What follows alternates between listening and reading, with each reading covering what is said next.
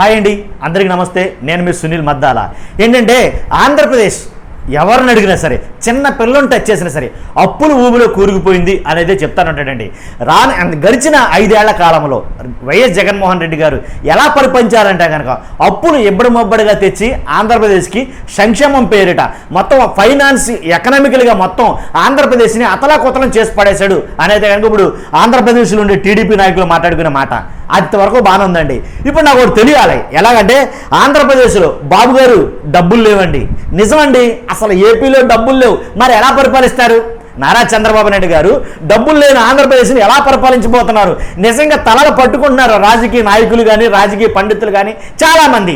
నాకు కూడా దొలిచేస్తుంది. ఎలా అంటే ఆల్రెడీ జగన్మోహన్ రెడ్డి గారు ఇచ్చిన పథకాలు ఏవైతే ఉన్నాయో ఆ పథకాలను ఆ పథకాలని కంటిన్యూగా 5 years కంప్లీట్గా చేయడానికే నానా ఇదయ్యాడు. కాబట్టి ఇప్పుడు చంద్రబాబు నాయుడు గారు ఎలా వీటిని రన్ చేస్తారు? బాబు గారు, మీకు విషయం తెలుసో తెలీదు, డబ్బులు లేవండి. నిజమండి, చూస్తున్న మీ అందరూ కూడా ఏపీలో డబ్బులు లేవు, అప్పులు మాత్రమే ఉన్నాయి. ఎవరు అడిగినా సరే ఇది సత్యం. డబ్బులు ఉన్నాయి, ఫైనాన్షియల్ డిఫిసిట్ బీభత్సంగా ఉంది ఆంధ్రప్రదేశ్లో, భయంకరమైన ఇవన్నీ సొల్లు కబుర్లు. డబ్బులు అయితే కనుక రూపాయి లేదండి, దాంట్లో ఎలాంటి డౌట్ లేదు. తీరా సంపద సృష్టించి మేము అభివృద్ధి సృష్టించి తర్వాత అభివృద్ధి చేస్తాం అని అంటే కనుక ఏమో దానికి మన దగ్గర ఆన్సర్ లేవు. ఎలా సంపద సృష్టిస్తారో ఏంటో తెలియదు. కానీ బాబు గారికి నేను చెప్పబోయే ఒకే ఒక మాట, ఏపీలో డబ్బులు లేవు. క్లియర్ అండి. ఇప్పుడు మన వీడియోలోకి వెళ్దాం. మర్చిపోద్దు, నాకు కొంచెం మోటివేషన్గా ఉంటుంది, లైక్ అయితే చేయండి. వీడియో పూర్తిగా ఎండ వరకు చూడండి. ఏం చెప్తున్నాను అనేది మీరు ఒకసారి అవగాహన ఒక్కసారి ఆలోచించి అప్పుడు మీ పూర్తి అభిప్రాయాన్ని కామెంట్ రూపంలో తెలియజేయండి. కొత్త వాళ్ళైతే కనుక పక్కాగా లైక్ చేయండి.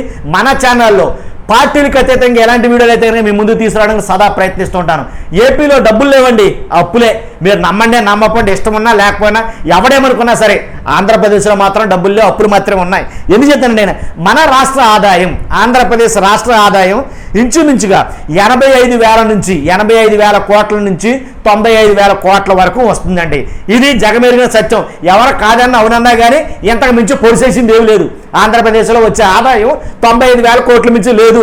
ఏంటి 100 కోట్లు ఉంది, లేకపోతే 1,00,000 కోట్లు ఉంది, ఎంత ఉంది అంత ఉంది. సంవత్సరం నేను చెప్పే ఆదాయం కానీ అంత వస్తుంది అనుకుంటే అవన్నీ సొల్లు మాటలో ఎవడో నమ్మద్దు. ఇంకా క్లియర్గా చెప్పాలంటే కనుక సంక్షేమానికి ఖర్చు పెట్టేది అంటే ఈ గొడవ వద్దండి. ఏంటంటే టీడీపీ గొడవ వద్దు. వైఎస్ జగన్మోహన్ రెడ్డి ఆయన హయాంలో సంక్షేమానికి ఖర్చు పెట్టింది ఎంత అంటే 95,000 కోట్లు ఇంచుమించుగా ఒక సంవత్సరానికి వచ్చి. ఏంటి రాష్ట్ర ఆదాయం 95,000 కోట్లు, సంక్షేమానికి ఖర్చు చేసింది 95,000 కోట్లు. ఇదేంట్రా బాబు, నువ్వు చెప్పింది దానికి దీనికి సరిపోయింది కదా, మరి మిగిలిన వాటిలన్నింటికి ఎక్కడి నుంచి డబ్బు వస్తుందంటే కనుక అయ్యా బాబా అని రాష్ట్రాన్ని అడుక్కుంటే ఏంటి సంవత్సరానికి ఎంత తక్కువ లెక్కేసినా కానీ 1,00,000 కోట్లు మాత్రం ఇస్తుందండి. ఎలాగా కాళ్ళ వేళ్ళ పడి నానా సంఖ్యలు నాగితే ఇండైరెక్ట్గా ఏంటి కాబట్టి చేస్తే కనుక 1,00,000 కోట్లు మాత్రం ఇస్తుంది ప్రతి సంవత్సరానికి.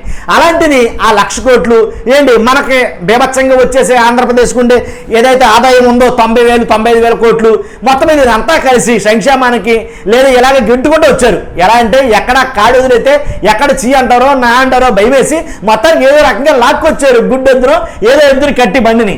కాబట్టి ఇక్కడి నుంచి ఎలా లాక్కెళ్తారనేది చాలా ప్రశ్నార్థకంగా మారింది. నాకే అర్థం కాని ప్రశ్నలు చాలా ఉండిపోయినాయి నా బుర్రలో. కాబట్టి రాష్ట్ర ఆదాయం 95,000 కోట్ల వరకు ఉంది, సంక్షేమానికి ఇంచుమించుగా 95,000 కోట్లు ఖర్చు పెట్టారు. ఇప్పుడు మొత్తం మారిపోయింది.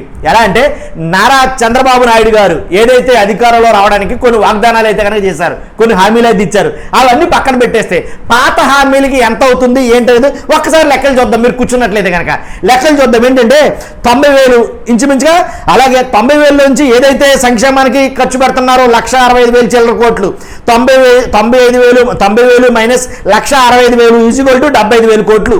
అంటే 75,000 కోట్లు ఇంకా మనకు అవసరం అవుతుంది అనమాట. కాబట్టి మరి 75,000 కోట్ల రూపాయలు ఎలా వస్తాయంటే నేను చెప్పాను ఆల్రెడీ బాబు అని మన ఆంధ్రప్రదేశ్ నిమిత్తం కేంద్ర ప్రభుత్వాన్ని అడుక్కుంటే ముష్టిగా 1,00,000 కోట్లు ఎంత ఇస్తుంది సంవత్సరానికి అని చెప్పాను కదా ఆ బాబతులో.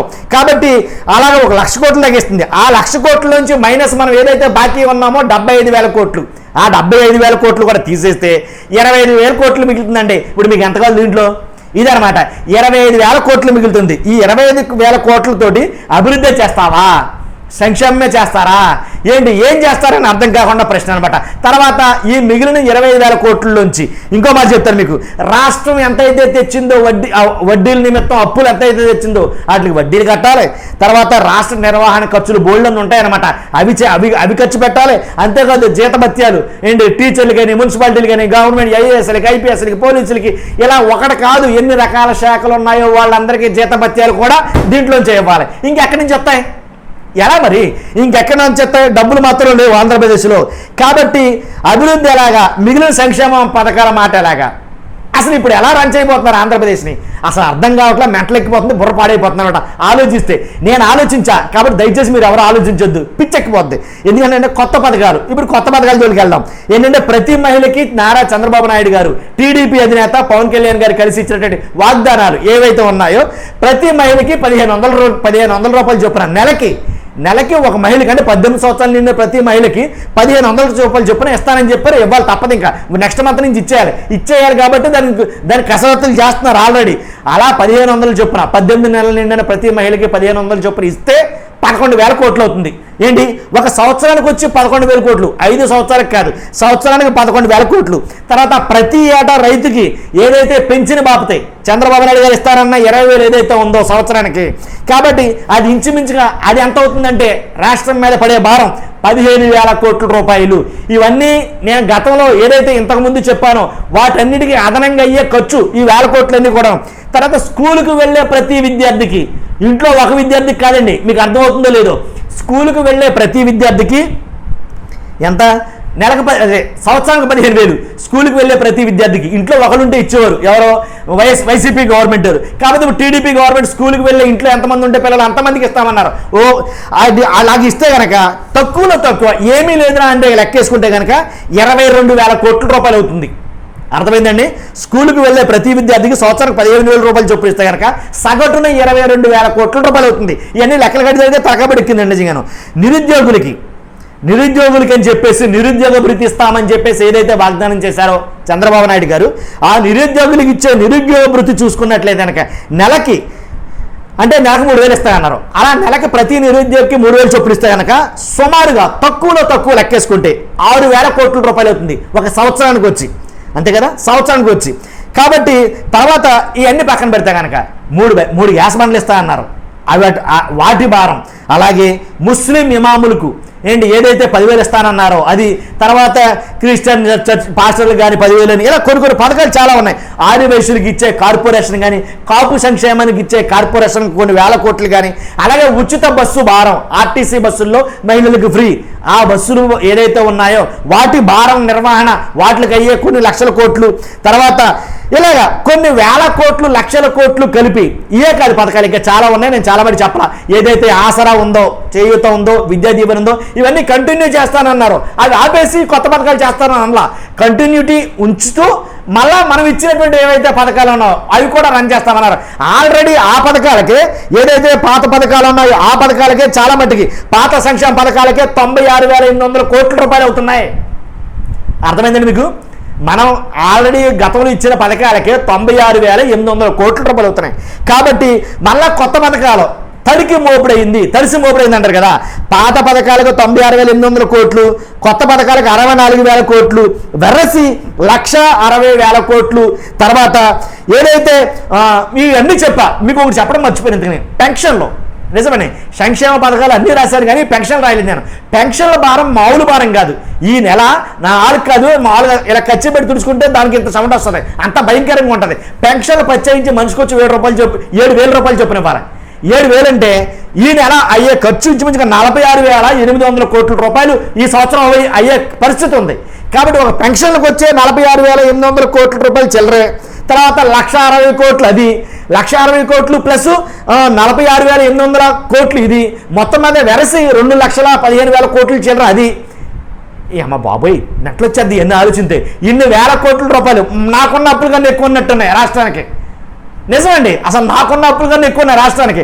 కాబట్టి నేనేనైనేమో కొన్ని లక్షల కోట్లు అంటే ఇంచుమించుగా 2,50,000 కోట్లు ఎంతో సంవత్సరాలు తేవాలి. ఎక్కడి నుంచి తెచ్చేస్తారో ఆంధ్రప్రదేశ్కి. ఆంధ్రప్రదేశ్ ఏమన్నా పైన బీభత్సమైన వనరులు కలిగిందంటే కనుక ఉన్నా కానీ ఇప్పటి వరకు యూటిలైజ్ చేయాల. తెలంగాణ లాగా మనకేమి బీభత్సమైన వచ్చి పడిపోయే పరిస్థితి లేదు.